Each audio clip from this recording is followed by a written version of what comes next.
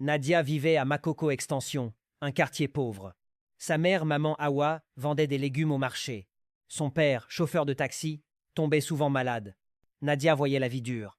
Elle voyait les filles du quartier devenir mères trop tôt et rester coincées. Elle se répétait: Moi, je ne finirai pas comme ça. Jamais. Mais quand la pauvreté te serre la gorge, elle peut aussi serrer ton cœur.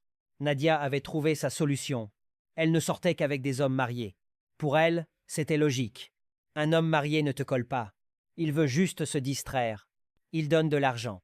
Et toi, tu prends. Tu souris. Tu avances. Au fond, elle savait que c'était mauvais. Mais elle détestait encore plus rentrer à la maison sans rien. Sa meilleure amie Djeneba, coiffeuse du quartier, lui disait souvent: Nadia, tu joues avec le feu. Nadia répondait toujours: Djeneba, laisse-moi. La pauvreté, elle, ne me laisse pas. Un soir, Nadia reçut une invitation dans un hôtel luxueux à Victoria Island. Robe rouge élégante, tresse brillante, parfum discret. Elle entra dans le hall et les regards se tournèrent. À une table l'attendait Monsieur Kola Adekunle. Riche, respecté, puissant, marié, très marié. Il la regarda et dit: Tu es encore plus belle que sur les photos. Nadia sourit. Vous aussi, vous avez l'air généreux. Ils rirent. Elle pensait: Encore un homme marié. Je prends ce que j'ai à prendre et je pars. Sauf que, cette fois, la femme de cet homme n'était pas une femme ordinaire. Dans une grande maison à Ikoyi vivait maître Senami Dosu, l'épouse. Une avocate redoutable. Une femme qui ne perd pas. Ce soir-là, elle sentit une intuition étrange. Quand son mari prit sa douche, il laissa son téléphone sur le lit. Une notification s'afficha. Nadia. Senami ne cria pas. Elle ne pleura pas. Elle ne fit pas de scène. Elle regarda. Elle nota. Elle enregistra. Et dans son silence, une tempête naissait. Après ce dîner, Monsieur Kola devint accro à Nadia. Message le matin: Bonjour belle. Le soir: Je pense à toi.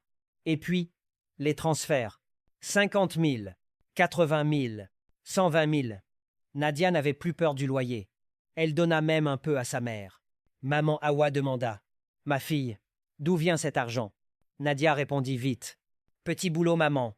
Mais sa mère la regarda longtemps, comme si son cœur savait. Au salon de coiffure, Djeneba lui dit: Nadia, tu sors avec un homme puissant. Les femmes puissantes ne dorment pas. Nadia roula des yeux.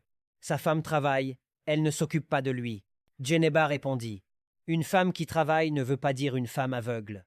Nadia sourit, mais une petite voix tremblait en elle. Senami ne courait pas derrière son mari. Elle suivait les traces d'argent. Elle appela un contact à la banque. Je veux discrètement l'historique de certains transferts. Elle rassembla: relevé, date, montant, capture d'écran, preuve. Elle ne voulait pas juste punir Nadia. Elle voulait détruire la faille et surtout exposer le système de son mari. Un jour, Nadia reçut un message: Bonjour, nous vérifions des opérations suspectes sur votre compte.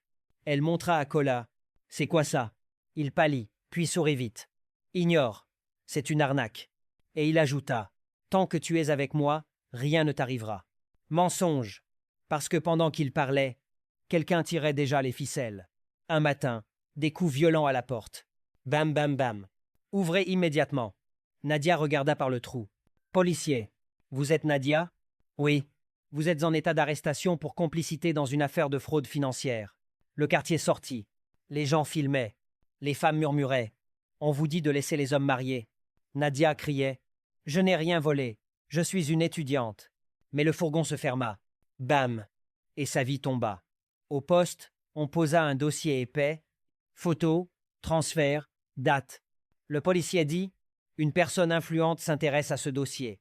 Nadia chuchota: Qui? Da? Le policier répondit: L'épouse de votre amant, maître Senami Dosu. Nadia sentit son âme sortir de son corps, parce qu'elle comprit. Ce n'est plus une histoire d'amour, c'est une guerre.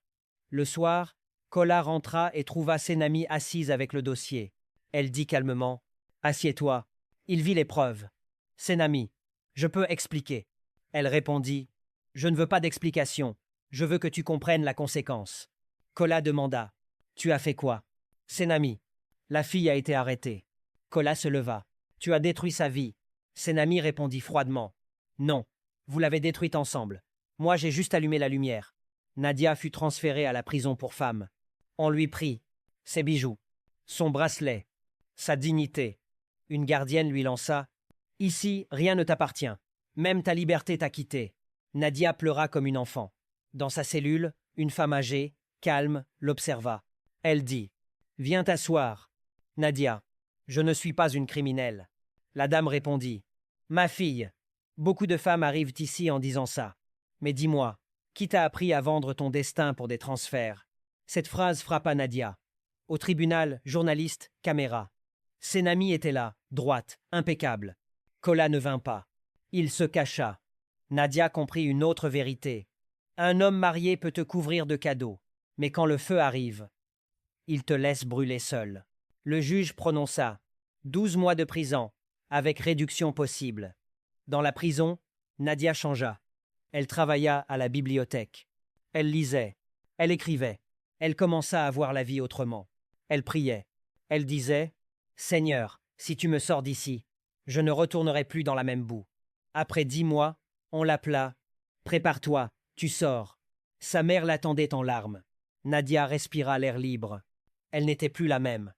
De retour au quartier, les gens parlaient encore. Mais Nadia ne baissa plus la tête. Elle commença à travailler avec une association qui aide les jeunes filles. Elle racontait son histoire et disait: Les transferts n'achètent pas le respect.